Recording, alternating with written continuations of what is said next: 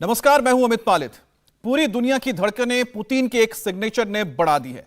रूस ने यूक्रेन के दो राज्यों लुहांस्क और साथ ही डोनेस्क को स्वतंत्र देश घोषित कर दिया है, जिसके बाद रूस और यूक्रेन के बीच कभी भी जंग का ऐलान हो सकता है। और इस बीच ब्रिटेन के दावे ने तो सभी देशों को और अलर्ट कर दिया है। ब्रिटेन ने दावा किया है कि रूस की आर्मी डोनेस्क में दाखिल हो गई है। मतलब जिस बात का डर अमेरिका लगातार बता रहा था वो सच साबित हो रहा है। अमेरिका ने यह साफ कर दिया है कि रूस की हरकतों से यह पता चलता है कि वो यूक्रेन पर हमले का बहाना ढूंढ रहा है। और अमेरिका ने कहा है कि कल वो इस बारे में बड़ा फैसला लेगा। अब वक्त बताएगा कि पुतिन अपने सेना को होल्ड करेंगे या दुनिया में सबसे बड़े जंग की शुरुआत हो चुकी है।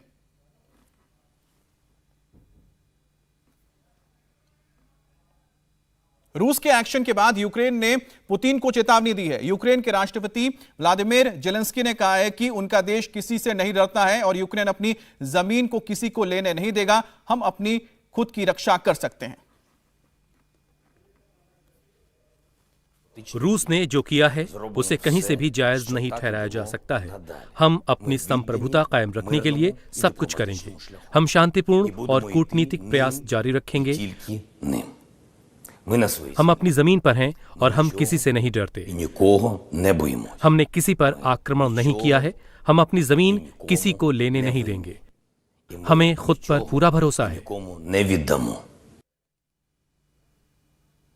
अब सेंट्रल एशिया बोले या फिर सेंट्रल यूरोप बोले, जहां पर यह पूरा का पूरा मामला चल रहा है, इसका भारत पर क्या असर है, इसको लेकर तीन हमारे बहुत अहम सवाल हैं, जिसको लेकर हम बात करेंगे हमारे तीनों गेस्ट के साथ। पहला सवाल यह है कि क्या डिप्लोमेसी के सारे रास्ते बंद हो चुके हैं? क्या अब लड़ाई एक रास्ता बचाव होता है? क्या अगर लड़ाई होती है तो ऐसे में रूस और अमेरिका क्या आमने सामने आएंगे और यूक्रेन का क्या होगा? और तीसरी बात है कि इसमें भारत का क्या रुख रहने वाला है? तो हमारे साथ अचल मल्होत्रा है, पूर्व राजनयिक है, मेजर जनरल JKS परियार है, और साथ ही डिफेंस एक्सपर्ट लेफ्टिनेंट जनरल राज कादियान भी है हमारे साथ, डिफेंस एक्सपर्ट।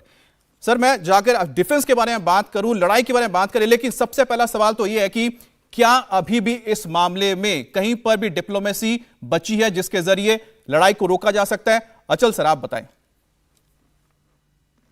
जी देखिए, मुझे नहीं लगता कि फुल स्केल वॉर कभी भी एजेंडा पे रही है, ना रशिया के, ना अमेरिका के, ना उसके नेटो अलाइज के। अगर वॉर होनी होती तो अब तक हो चुकी होती। ये एक जो भी हुआ है अभी ईस्टर्न यूक्रेन में, जो रशिया ने दो इंडिपेंडेंट रिपब्लिक्स की सेल्फ डिक्लेयर्ड इंडिपेंडेंस को रिकॉग्नाइज किया है, ये बिल्कुल एक्शन रीप्ले है जो 2008 में जॉर्जिया में हुआ था, जब रशिया ने अब्खाजिया और साउथ ओसेटिया, जॉर्जिया की दो ब्रेकअवे रीजन्स को रिकॉग्नाइज किया था। और उस समय भी अमेरिका और नेटो अलाइज ने कुछ भी मिलिट्री इंटरवेंशन जैसा नहीं किया था, और तब से रशिया ने वहां अपनी पोजीशन को कंसोलिडेट कर लिया है। उसके बाद 2014 में रशिया ने ऐसी सिचुएशन क्रिएट करी कि जिसके चलते हुए उन्होंने क्रीमिया को रशियन फेडरेशन के अंदर इनकॉर्पोरेट कर लिया। उस समय भी अमेरिका और नेटो अलाइज ने कोई मिलिट्री इंटरवेंशन नहीं किया। उनके पास एक ही वेपन है, इकोनॉमिक सैंक्शंस का, वो लगाते रहते हैं समय समय पे। उसकी आदत पुतिन को पड़ चुकी है। 22 साल से वो रशिया को चला रहे हैं, और अब वो अच्छे से समझते हैं कि अमेरिका की स्थिति पहले जैसी भी नहीं है। अमेरिका कमजोर पड़ा, अफगानिस्तान से जिस तरह बेइज्जत होकर बाहर निकला है। नेटो अलाइज में डिवीजन है, सभी नहीं चाहते नेटो मेंबर जो है, की मेंबर्स की यूक्रेन को मेंबरशिप दी जाए। उनके नेटो मेंबर्स जो यूके, ये पर्टिकुलरली फ्रांस, जर्मनी और बहुत से ऐसे देश हैं जिनके एनर्जी सिक्योरिटी इंटरेस्ट रशिया पे डिपेंड करते हैं। तो बहुत सारी ऐसी चीजें हैं जिसको लेकर रशिया जानता है कि बात कुछ आगे नहीं बढ़ेगी। रशिया ने पहले दिन से कहा कि वो युद्ध नहीं करेगा, लेकिन पहले दिन से मुझे लगता है कि रशिया के दिमाग में ये रूट था कि वो किसी भी दिन मौका पड़ने पे, एक समय आने पे, एप्रोप्रिएट टाइम पे इनको वो रिकॉग्नाइज करेगा, फिर इन्हीं की रिक्वेस्ट पे वो इंटरवीन करेगा। और इस प्रिटेक्स्ट पे कि वहां रशियन नेशनल्स है, रशियन नेशनल्स की सिक्योरिटी है, और ये दो इंडिपेंडेंट कंट्रीज जिसको हमने रिकॉग्नाइज किया है, उन वहां वो बहुत टाइम से कह रहा है कि वहां पे जेनोसाइड हो रहा है, हजारों लोग मारे जा रहे हैं। अब जो फिर इंटरवीन करेगा, और अभी आप देखिए अमेरिका ने जो बड़ी सैंक्शंस है अभी भी रोक के रखी हुई है। शायद उनके पास वही बार्गेनिंग पॉइंट है कि अगर उक्रेन प्रॉपर यानी कीव में अगर रशिया अटैक करेगा तो फिर वो उसका इस्तेमाल करेंगे। चलिए सर, अब आपने मुझे एक अच्छा लगता है पॉइंट दे अमेरिका दिया ने है, जो sanctions क्योंकि अभी लगाई तक हैं, अमेरिका जो ने सिर्फ sanctions ये कहा है last कि point है, जो ब्रेकअवे स्टेट इलाके हैं सिर्फ वहां पर उन्होंने इकोनॉमिक सैंक्शन लगाया है, रूस पर कोई भी इकोनॉमिक सैंक्शन नहीं लगाया गया। शायद वो उसको रखना चाहते हैं कार्ड को अपने पास। जी जी, लास्ट पॉइंट बोलना चाहता हूं कि ये जो उन्होंने सैंक्शंस लगाई हैं ब्रेकअवे पे, ये उनकी बहुत बड़ी गलती है। इन रीजन्स को आइसोलेट करने का मतलब है कि उनकी डिपेंडेंसी रशिया पे बढ़ाना, और रशिया पे डिपेंडेंसी बढ़ाने का मतलब रशिया वहां अपनी पोजीशन कंसोलिडेट करेगा। आप दो शब्दों में मैं कह देता हूं, रशिया ने अपना डिजायर्ड ऑब्जेक्टिव अचीव कर लिया। बिल्कुल, वो तो 2008 से ही कर रहा है। 2008 में भी उसने कर लिया, जॉर्जिया के साथ उसने क्रेमे के साथ भी कर लिया, और एक बार फिर से लग रहा है कि डोनबास में कर ले रहा है। जी सर, अब मैं जरा राज कादियान सर को लेके आता हूं इस डिबेट में। राज कादियान सर, एक बात बताइए कि जिस तरह से अब बताया जा रहा है कि अब ये ब्रेक अवे हो गए हैं, इसको मान्यता दे दी गई है, वहां पर रशियन जो फौज है घुस सकती है, यूक्रेन जो लगातार बता रहा है कि हम डिफेंड करेंगे, क्या उसमें वो क्षमता है डिफेंड कर पाए, और क्या जो नेटो कंट्रीज है क्या वो डायरेक्टली इन्वॉल्व होगी अगर युद्ध लगता है तो? देखिए, रशिया अभी तक जो डोनबास में लड़ाई हो रही थी उसको अनऑफिशियल तरीके से मदद दे रहा था जी। अब क्योंकि वो दो रिपब्लिक डिक्लेयर हो गई हैं, तो वो कहेगा ये तो मेरे अलाई हैं, ये मेरी मदद मांगते हैं, तो वो ऑफिशियली अपने ट्रूप्स अंदर भेजेगा। और यूक्रेन में अपने आप ये क्षमता नहीं है कि रूस का मुकाबला कर सके, कुछ दिन तक जरूर, लेकिन खून खराबा होगा।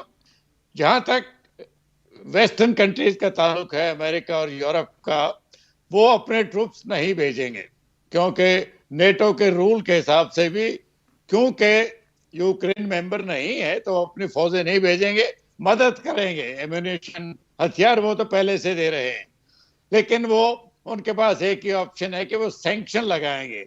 सैंक्शन में भी उसमें शंका ये है कि अमेरिका तो पूरे तरीके से चाहता है कि रशिया में सैंक्शन लगे, यूरोप में शायद यूके और फ्रांस कुछ हद तक अमेरिका के साथ हैं, लेकिन जर्मनी के लिए मुश्किल है, क्योंकि उनकी निर्भरता जो रशियन गैस पर है जी, वो बहुत ज्यादा है। तो और हमें रशिया ये उम्मीद भी करता है कि आपस में उनके भेदभाव हो जाए, और शायद हो भी जाएंगे। तो ये तब समय की बात है कि रशिया यूक्रेन पर कब्जा करेगा, और वेस्ट शिवाय सैंक्शन के और कुछ नहीं कर पाएगा। ठीक है, आपका ये कहना है।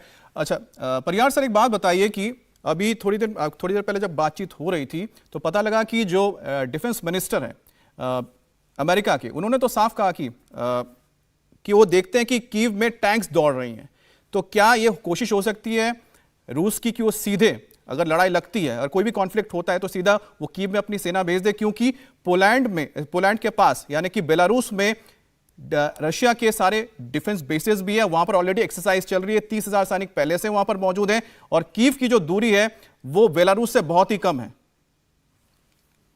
देखिए, कीव में रशिया का जो अटैक अगर होगा वो लास्ट होगा, बिल्कुल जो फाइनल पंच होता है वो है, और मुझे नहीं लगता है कि इसकी जरूरत पड़ेगी, क्योंकि जैसा जनरल कादियान साहब ने बताया और फॉर्मर हमारे एम्बेसडर साहब भी बता रहे हैं कि ये जो गेम प्लान है, और मैं इसको और आगे ले जाता हूं कि 1988-89 से ये शुरू हुआ है, और 2014-15 के अगर आप मिन्स्क के जो प्रोटोकॉल जो साइन हुए हैं अगर आप उनको पढ़ेंगे तो आपको सारी बातें समझ में आ जाएंगी कि ये जो इलाके हैं, इनके जो सेपरेटिस्ट ग्रुप थे वो इस अकॉर्ड में वहां पर शामिल थे, जिसको कि जर्मनी, फ्रांस और स्वीडन की सरकार ने उसको गारंटी दी हुई है निगोशिएशन की, बाई ट्राइलेटरल टॉक थी। तो इनडायरेक्टली ये इसको यूरोपियन यूनियन इसको इनडायरेक्टली पहले ही रिकॉग्नाइज किए हुए हैं। ये यूक्रेन में होते हुए भी यूक्रेन के कभी उसमें माने नहीं गए, तभी तो वो दो सेपरेटिस्ट ग्रुप उसमें आए थे। अब इन्हीं सेपरेटिस्ट ग्रुप जो कि रशियन एथेनिक्स हैं, वहां पर इतना कुछ भी जो भी अनरेस्ट होता है तो रशिया उनको पिछले 7 साल से सपोर्ट कर रहा है, और पिछले 1 महीने से सेपरेटिस्ट। लेकिन सर आप जो बता रहे हैं, लेकिन मिस समझौता जो हुआ था 2014 के और 15 में, लेकिन उसमें यह भी तो कहा गया था वहां पर उनको ऑटोनॉमी दी जाएगी, लेकिन वहां पर कभी भी ये बात नहीं आई थी कि उनको पूरी तरह से मतलब स्वतंत्र छोड़ दिया जाएगा। वक्त मेरे पास कम है, मैं एक बार मल्होत्रा सर से बात कर लूं। मल्होत्रा सर, भारत का यहां पर क्या रुख रहेगा? जो अभी है वो सही है? क्योंकि हमने देखा था 1968 या फिर उस दौर में 1957 में जब सोवियत ने चाहे युगोस्लाविया वो या फिर हंगरी पर जब अटैक किया था, उस वक्त भी भारत चुप था, भारत ने कभी भी रशिया के खिलाफ कुछ भी नहीं बोला। क्या अब भी हम वही देखेंगे? जी हाँ, बिल्कुल। देखिए, भारत ने अभी तक जो स्टेटमेंट्स भारत की तरफ से आई हैं उसमें 2 चीजें खुल के आ रही हैं। भारत क्वाइट और कंस्ट्रक्टिव डिप्लोमेसी की बात कर रहा है। अब क्वाइट इसमें बहुत इंपॉर्टेंट है, क्योंकि अमेरिकन और यूरोपियंस ने इतना शोर मचाया है कि पूरी दुनिया में ये इंप्रेशन दे रहे हैं कि रशिया कल अटैक करेगा, आज अटैक करेगा और पूरी दुनिया में विश्व युद्ध की संभावना है। तो इसलिए हमने कह रहे हैं क्वाइट डिप्लोमेसी। दूसरा इससे भी ज्यादा इंपॉर्टेंट जो एलिमेंट है वो ये है कि बातचीत से सुलझाओ, इस तरीके से सुलझाओ कि जिसमें सभी की जो लेजिटिमेट सिक्योरिटी कंसर्न्स हैं वो उसका ध्यान रखा जाए। अब सभी के जब लेजिटिमेट सिक्योरिटी कंसर्न्स की बात आती है तो जाहिर है कि हमारा झुकाव रशिया की सपोर्ट में है, क्योंकि आप देखें तो लेजिटिमेट सिक्योरिटी कंसर्न्स रशिया के ज्यादा हैं। रशिया को इस बात की संभावना है कि अगर नाटो उसके पिछवाड़े में आएगा तो उसकी सिक्योरिटी को इंपैक्ट करेगा, जबकि रशिया से कोई मिलिट्री ऐसी थ्रेट नाटो को नहीं है। तो ठीक है सर, ये एक पॉइंट है कि रशिया का एक लेजिटिमेट पॉइंट है कि उसके बफर जोन चाहिए, क्योंकि उसके पास अगर हम बात करते हैं हंगरी की बात करते हैं या फिर रोमानिया की बात करते हैं, पोलैंड की बात करते हैं, वहां पर नाटो है। लेकिन साथ में ये भी देखना होगा कि जो देश अलग हुए थे रशिया से, वो भी अब जो सेंट्रल एशिया के कंट्रीज हैं वो भी ये चाहते हैं कि वो रशियन इन्फ्लुएंस में ना रहे, खासतौर पे जो पुतिन का जिस तरह से काम करने का ढंग है उस इन्फ्लुएंस में ना रहे, और वो वेस्ट के साथ और ज्यादा इन्वॉल्व होना चाहते हैं, खासतौर पे अमेरिका के साथ। लेकिन इस बीच आपको बता दें भारत का जो स्टैंड है वो बहुत ही सही बताया जा रहा है, जो एक्सपर्ट्स कह रहे हैं, क्योंकि भारत ने साफ कहा है कि भारत की जो प्राथमिकता है वो अपने लोगों को निकालने की है, और भारत ये चाहता है कि इसको पूरे मामले को बातचीत के साथ सुलझाया जाए। और इस बीच एक बहुत ही इंपॉर्टेंट चीज ये भी है कि जो हमारे विदेश मंत्री हैं इस वक्त यूरोप के टूर पर हैं, और वो फ्रांस में जहां पर लगातार बातचीत हो रही है। और आपको बता दें फ्रांस वो देश है जो लगातार कोशिश करे डिप्लोमेटिकली इस पूरा मामला सुलझ जाए, और कोशिश ये हुई है कि पुतिन और बाइडेन की एक मीटिंग कराई जाए, जिसको लेकर लगातार मैक्रो लगे हुए हैं। अगर ये बातचीत होती है तो हो सकता है कि ये जो पूरा का पूरा अभी जो मामला इतना गर्म हुआ है वो ठंडा हो जाए। लेकिन एक बात तो साफ हो चुकी है कि अमेरिका ने जिस तरह से कहा था कि वो डिफेंड करेगा यूक्रेन को, कर नहीं पाया, क्योंकि जो डोनबास का इलाका है वो आजाद हो चुका है, जैसे क्रीमिया गया, जैसे जॉर्जिया से इलाका गया, और ये मान के चलिए कि अब रशिया पीछे हटने वाला नहीं है। बहुत बहुत शुक्रिया आप तीनों का सर। इंडिया टीवी हर वक्त हर जगह डाउनलोड करने के लिए सर्च करें India TV news Google play store या ऐप स्टोर पर।